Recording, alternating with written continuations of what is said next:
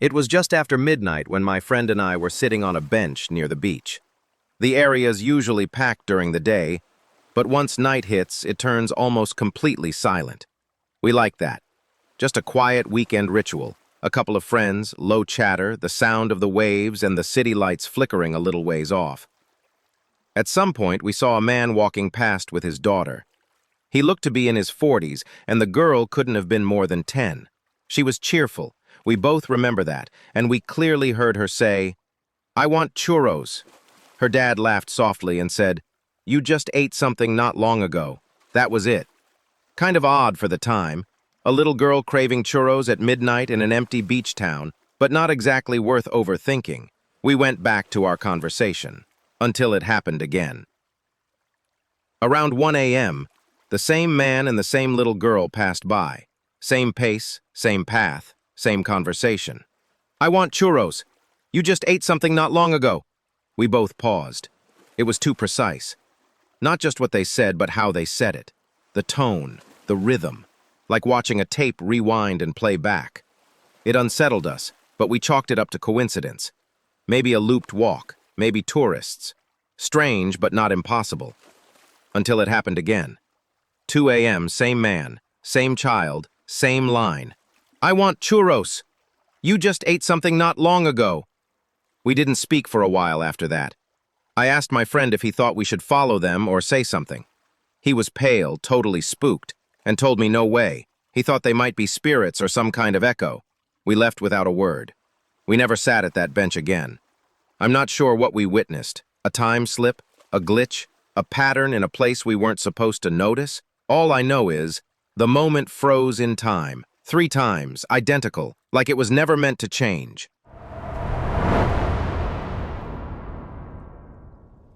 Not everything stuck in a loop is broken. Sometimes, it's stuck for a reason. I used to work security at a convention center. Mostly night shifts, lots of silence, lots of elevator rides between floors. One night, I got a call to check a locked room on level 2. I stepped into the elevator, hit the button, then paused. There was a new button, -1. It wasn't taped over. It wasn't glowing, just there. I'd been on that elevator 100 times. That button had never been there before. Naturally, I pressed it. The doors shut, but we didn't move. The light overhead flickered, once, then again. Then the elevator started going down, deeper than any of the normal levels, past the basement, past where the schematics say it should stop. The display stopped at -1. The doors opened, and what I saw didn't belong in any convention center. It was cold, colder than it should have been, like a hospital that had been abandoned mid-operation. The lights flickered like they hadn't been touched in decades. The hallway stretched longer than the building's footprint, and there was sound, a soft mechanical hum, and footsteps. Not mine. I called out. No answer. Just that buzz and a faint shuffling. I turned a corner and saw a flicker of movement. A person, I think, disappearing around the next bend. I followed, but the corridor looped again, and again, like a maze. And then I saw it. A wall covered in security monitors, showing live camera feeds. Every hallway, every room, even the elevator I had just taken. The screen flickered, and now showed me, standing at the monitors. Only, I wasn't alone. I ran, back through the halls, toward the elevator. Whatever was down there, followed. I pressed the call button over and over. The elevator doors finally opened. I stepped in alone and slammed L. It didn't move. Then the screen blinked and changed. Return denied. I hit the emergency button. Access restricted. Unauthorized personnel will be contained. The lights cut out, then flickered back. I was back on the main floor. The lobby was empty. I reported everything to my manager. She looked confused, told me there was no -1 button, even pulled up the blueprints. Nothing existed below basement 2. I quit that night. Weeks later, someone texted me from an unknown number, a photo. It was from the security cam feed, the one where I wasn't alone. I never responded, and I'll never go near that elevator again. If someone knocks, but there's no one there, do you open the door? It started with a knock. Not loud, just wrong. Too slow, too deliberate. I was house-sitting for a friend. Empty neighborhood, one streetlight.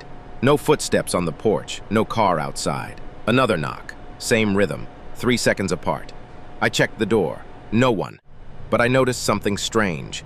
The peephole was black, like something was standing right in front of it, blocking the light. Then it moved.